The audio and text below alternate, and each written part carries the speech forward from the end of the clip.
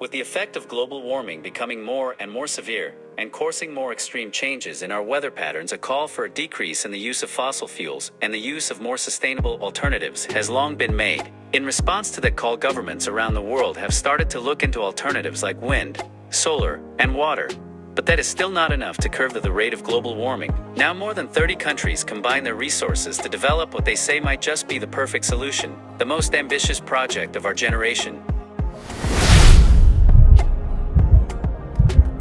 The International Thermonuclear Experimental Reactor, or ITER in short, is the world's most ambitious experimental engineering project with an insane budget of $21 billion. The plans for this project dates back to 1978 with the Soviet Union, the United States of America, Japan, and the European Atomic Energy Community on the table. But it was only officially established in 2007 on the 24th of October with new members on the table. The project saw a collaboration of 35 nations and thousands of engineers all coming together to bring to life what might be the biggest game changer in the energy sector.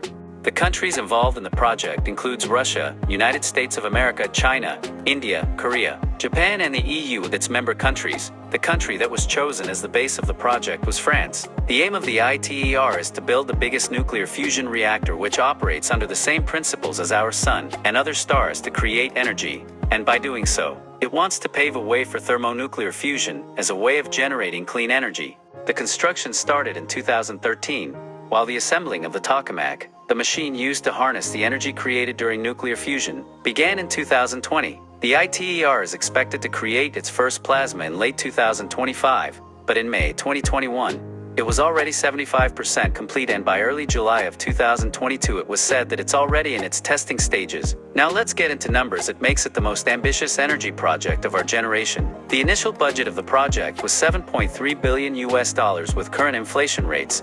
But now the official total cost of the project with the construction and operation costs included adds up to $22 billion. Even more wild figures have been surfacing though, with some going up as high as $65 billion.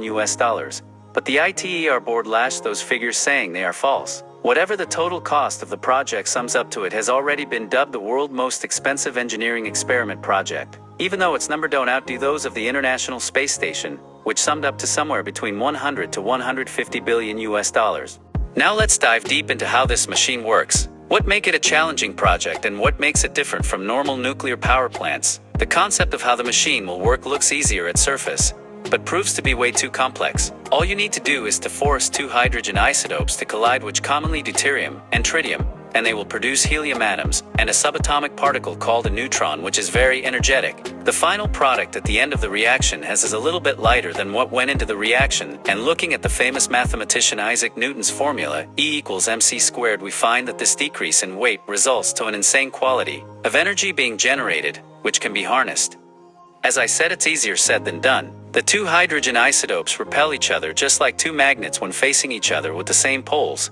The force of this repulsion is very high and makes it almost impossible to make them collide. The Sun manages to overcome this force thanks to its gravitational force, which is about 27.9 times that of Earth. Also, for the ITER machine to achieve its goals, it needs temperatures way higher than the 15 million degrees Celsius produced by the Sun's core, which seems highly impossible as there are no materials known by humans which can withstand these temperatures. The ITER solution to this problem is having very strong magnetic fields which will help keep the plasma away from the machine's surface. The device capable of performing this task is called a tokamak.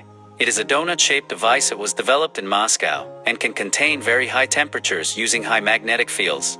Now some people might be asking themselves what makes this different from the normal nuclear power plants found around the world. Well, the ITER will use nuclear fusion, which I explained, while other nuclear power plants use nuclear fission. Nuclear fission is whereby uranium atom is split, releasing its nuclei energy. The energy is released as heat and radiation. The heat is then harnessed. This process has less complications and is cheaper compared to nuclear fusion. In theory though, nuclear fusion is way more efficient and produce less waste.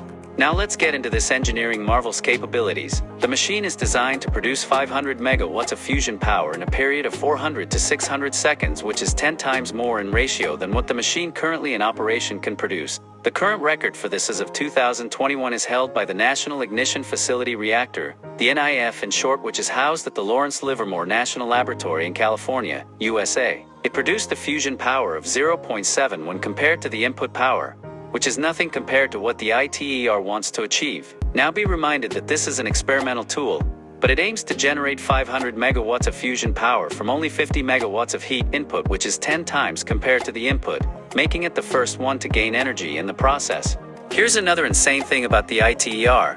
If you thought the core of our sun is the hottest limit of how hot things can get, then get yourself some cold water because these numbers might cook your brain. The temperature of the sun's core is 15 million degrees Celsius, while the hydrogen inside the ITER reactor will be heated to a temperature of 150 million degrees Celsius, 10 times hotter than the sun. Now, if that doesn't raise some questions in your mind, I don't know what will. For those who do have questions, stick to my channel, they might be answered soon.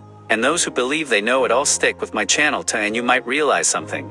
Now back to the ITER. If the experiment becomes successful, the participating countries will be able to take the technology and put it into commercial use. This will be highly beneficial for countries like South Korea and Japan, which has almost no fossil fuel resources, and some might argue that one of the biggest beneficiaries will be our environment, as it will reduce the use of fossil fuels and only produces small low-level radiation as its byproduct, which can easily be treated and stored.